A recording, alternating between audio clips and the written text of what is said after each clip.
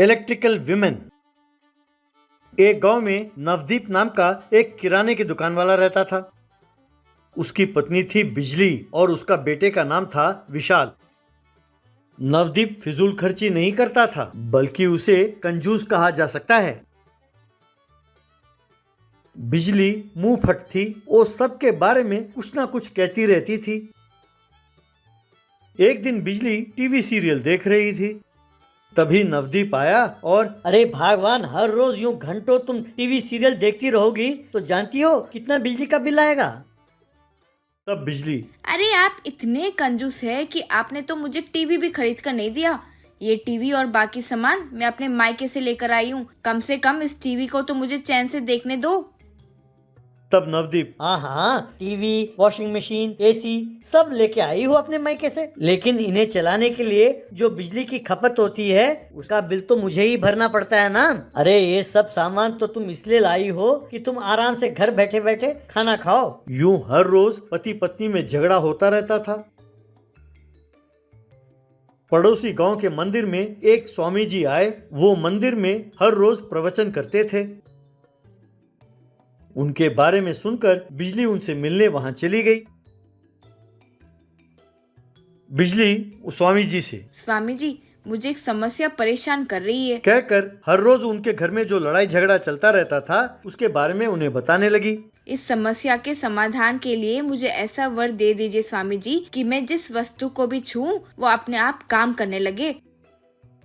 तब वो स्वामी जी, ऐसा कोई वर नहीं होता माते, ये प्रकृति के विरुद्ध है। घर परिवार हो तो ऐसी छोटी मोटी समस्याएं आती रहती हैं, बस इनका सामना करते हुए जिंदगी गुजारना होगा। तब बिजली, हाँ हाँ स्वामी जी, मैं समझ गई। आप ये क्यों नहीं कहते कि आपको वरदान देना नहीं आता, इसलिए बहाने बना रहे हैं। ये सुनकर स्वामी जी मुस्कुराने लगे। बाकी लोग जो प्रवचन सुनने के लिए गए थे, बिजली उनके साथ पैदल गांव लौट रही थी। रास्ते में एक बिजली कड़की। वो बिजली इस पर गिरी, बस बिजली जमीन पर गिर गई। थोड़ी देर बाद जब उसे होश आया और उठकर बैठी तो उसने देखा कि उसके पास कोई नहीं था। वो धीरे धीरे चलते हुए घर पहुंची। जब वो घर पहुंची तो उसके घर में बिजली नहीं था। उसने यूं ही टीवी पर हाथ रखा, टीवी चलने लगी।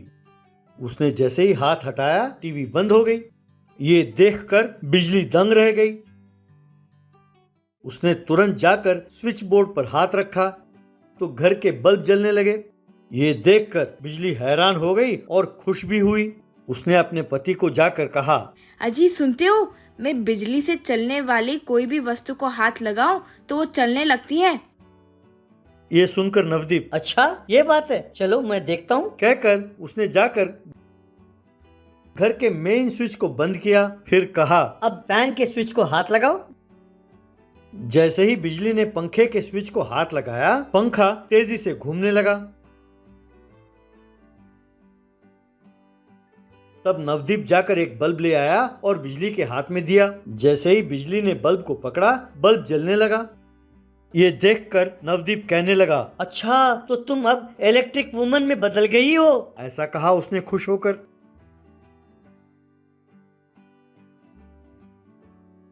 कुछ देर बाद नवदीप, अरे लगता है आज बिजली नहीं आने वाली। एक काम करो, बेटा और मैं सो जाते हैं, तुम जरा पंखे के स्विच में हाथ रखो, पंखा चलता रहेगा।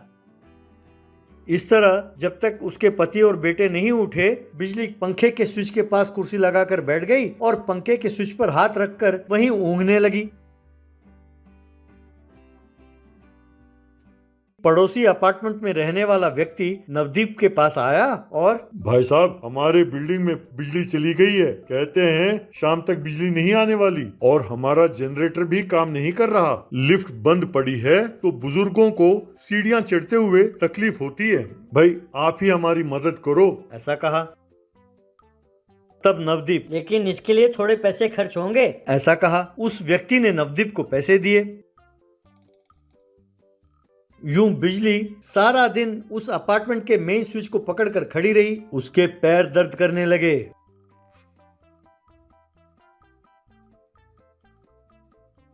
किसी के घर में कूलर चलाने के लिए किसी के घर में मिक्सी चलाने के लिए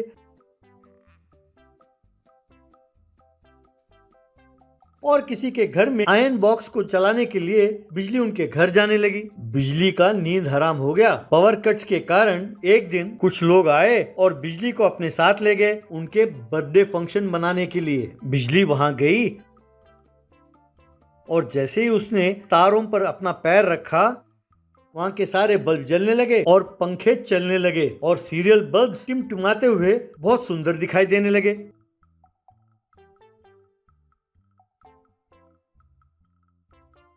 इस तरह जहां कहीं भी करंट चली जाती, नवदीप बिजली को भेज देता और खूब पैसे कमाने लगा। बेचारी बिजली भोजन और नींद के अभाव में थक कर सुस्त हो गई थी।